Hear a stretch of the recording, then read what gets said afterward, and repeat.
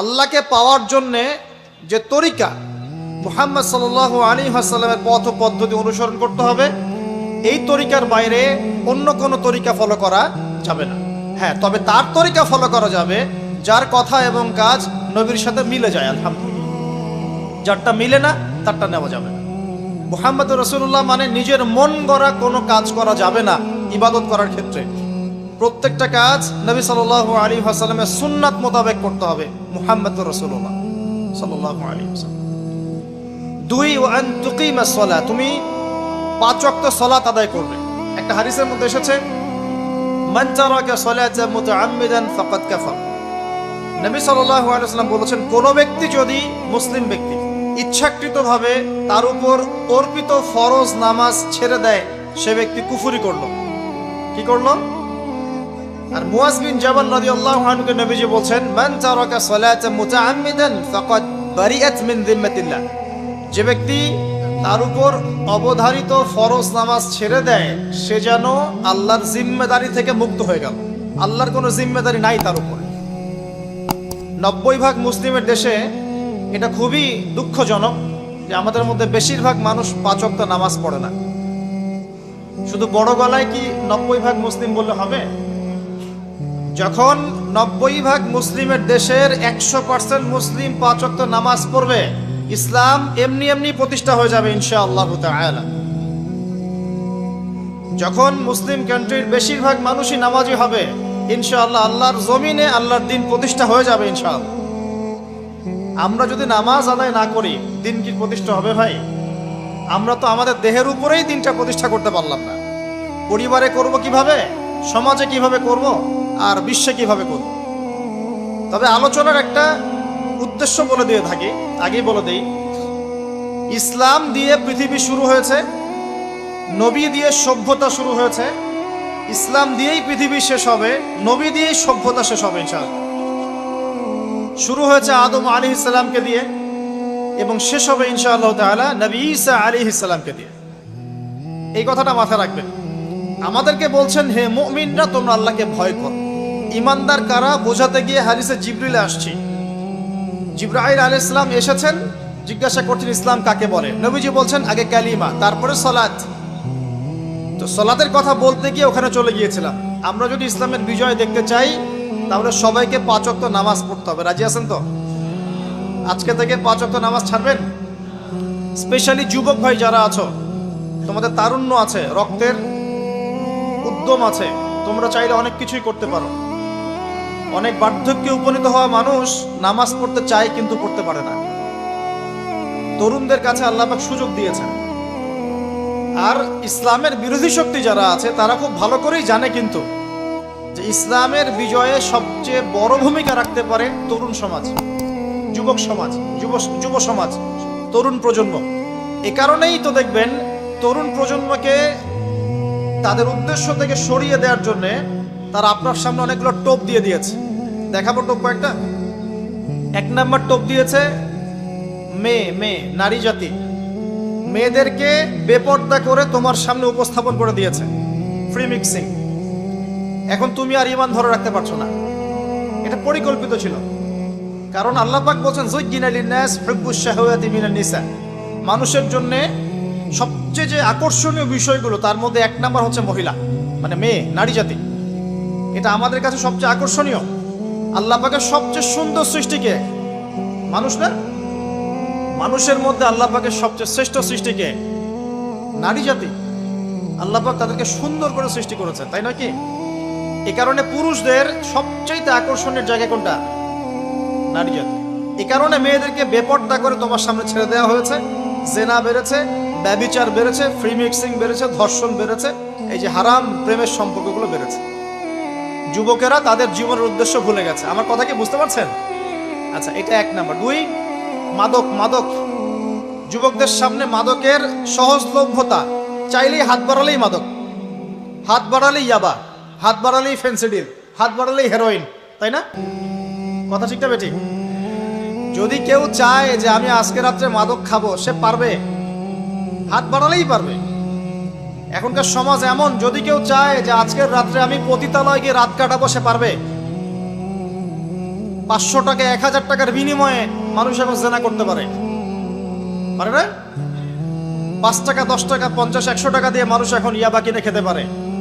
আর যারা সীমান্তবর্তী অঞ্চলে আছেন তারা আরো ভালো জানেন আমার কথা কতটুকু সত্য কতটুকু মিথ্যা। যুবকদের সামনে মাদক এমনি এমনি দেওয়া হয় নাই। উদ্দেশ্য কি? তোমার দ্বারা ইসলামের বিজয় সম্ভব ছিল। মাদক সেবন করাই তোমাকে সরাই দিয়েছে ওই রাস্তা থেকে। কথা বুঝতে পারছো? খুব সতর্ক। 3 নাম্বার, জুয়া। তোমার সামনে জুয়া দিয়ে দিয়েছে। জুয়া, ফুটবল বিশ্বকাপ হইলে জুয়া, IPL হইলে জুয়া, BPL হইলে জুয়া, ফুটবল FIFA হইলে জুয়া। জুয়া খেলে না মানুষ। আর যে যুব সমাজ তাদের জীবনের উদ্দেশ্য জানে না, তাদের পক্ষেই সম্ভব এইসব মেসি, আর্জেন্টিনা, ব্রাজিল এইসব নিয়ে ব্যস্ত থাকে। যারা নিজেদের জীবনের উদ্দেশ্য জানে তাদের জন্য কোশ্চিনকালেও এখানে সময় নষ্ট করা সম্ভব না। দুনিয়ার জীবনটা কি খেলতামাশা? দুনিয়ার জীবনটা কি খেলতামাশার জন্য? আল্লাহ পাক যে হায়াতটা দিয়েছেন, ধরেন 50, 60 বা 100 বছর, এই হায়াতটা কে দিয়েছেন? এই সময়টার মালিক কে? তাহলে আল্লাহ যদি সময়ের মালিক হয়, আমি কেন সময় 1 ঘন্টা অপচয় করবো ওখানে বসে বসে? এই সময়টা কি আমার নাকি? সময়টা আমার বাপের নাকি? সময়টা কার? আল্লাহর দেওয়ার সময় আমি টিভি সেটের সামনে বসে বসে 1.5 ঘন্টা নষ্ট করে ফেললাম। যে দেশের পতাকা নিয়ে ঘুরছে ওই দেশ জানেও না মনে হয় যে এই দেশে এই আমার সাপোর্টার আছে। হ্যাঁ, আর খেয়াল করে দেখবেন এই আয়োজনগুলো এখন করানো হচ্ছে মুসলিম দেশগুলোকে দিয়ে। যে হারাম একটা কাজকে জায়েজ করার যে কত তরিকা বের হয়েছে। এখন একটা মুসলিম কান্ট্রি জিতেছে, মানে ভাবখানা এমন যে এই জেতার ফলে আমরা ইসলামী খেলাফত কায়েম করে ফেলেছি। ভাবখানা এমন যে কুফফারদের সাথে মনে হয় যুদ্ধ জিহাদ করে বিশ্বের বুকে ইসলাম কায়েম করে ফেলেছে। ভাবখানা এমন। বিষয়টা কি জানেন? আমাদেরকে এই খেলাধুলার অহেতুক কাজে ব্যস্ত করে দিয়ে ওরা ওদের এজেন্ডা বাস্তবায়ন করছে।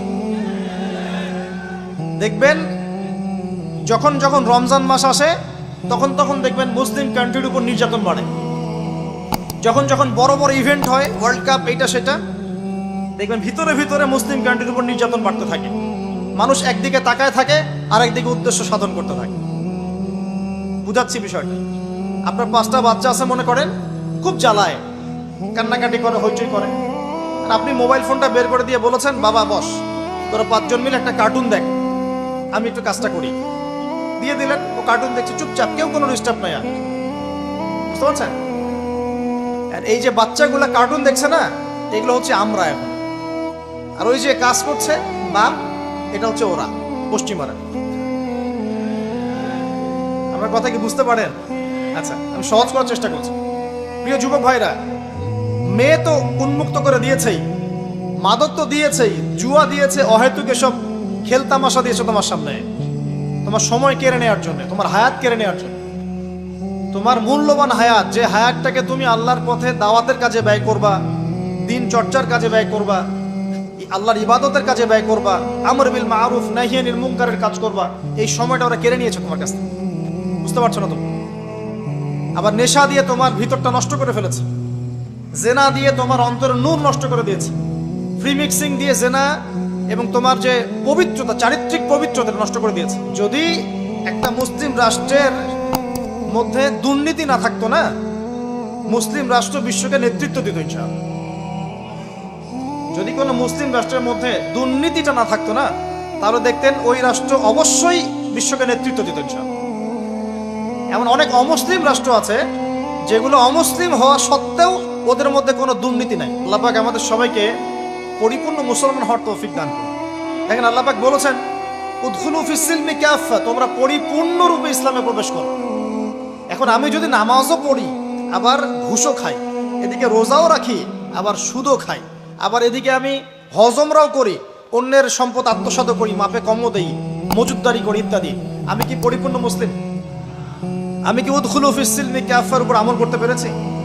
আর আল্লাহ পাক এখানে বলছেন, ওয়ালা তামুতুন্না ইল্লা ওয়া আনতুম মুসলিমুন, পরিপূর্ণ মুসলমান না হয়ে তোমরা মৃত্যুবরণই করিও না। করলেই সমস্যা। পরিপূর্ণ মুসলমান না হয়ে মারা গেলেই সমস্যা। কি সমস্যা? ওই যে আল্লাহ পাক বলবেন, মান রব্বুক, বলবে লা আদরি, আমি তো জানি না, কারণ পরিপূর্ণ মুসলমান হয়নি তো, আল্লাহর সাথে শিরিক করেছেন। আল্লাহ পাক বলবেন, মা দীনুক, বলবে লা আদরি, আমি জানি না। মা দীনুক উত্তর কেমন করে দিতে পারবে? ইসলামের কিছু অংশ মানে, কিছু অংশ মানে না।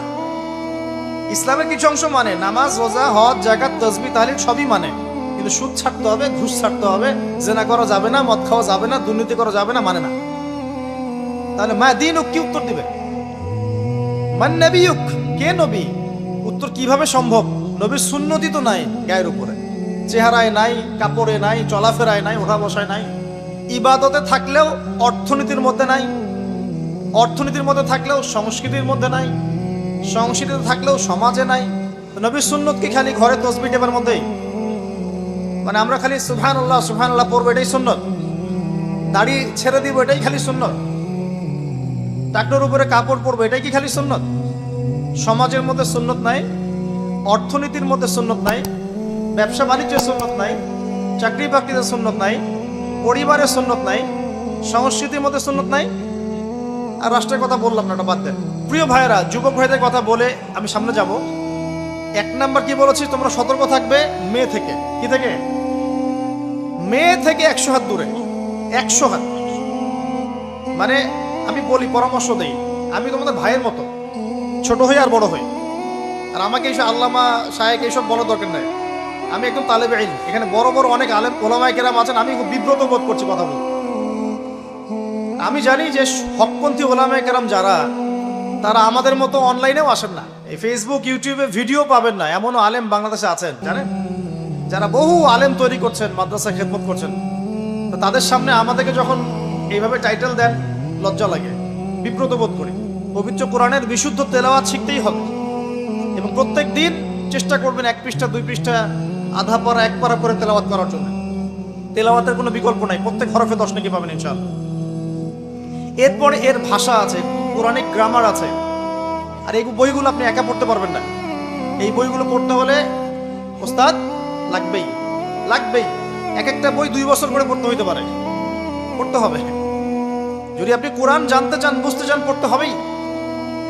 আর যদি মনে করেন না আমার এত জানা বোঝার দরকার নাই, সেটা আলাদা বিষয়, তখন আপনি ওলামায়ে কেরামের কাছে গিয়ে জিজ্ঞাসা করে মাসআলা নিয়ে নেবেন। এখানে একটা কথা বলে দিই, এখন আবার একটা নতুন আমি ফিতনাই বলবো বের হয়েছে যে আলেম ওলামার প্রয়োজন নাই, কোরআন হাদিস বাসায় পড়বা, নিজে একা একাই মুস্তাহিদ হয়ে যাবা।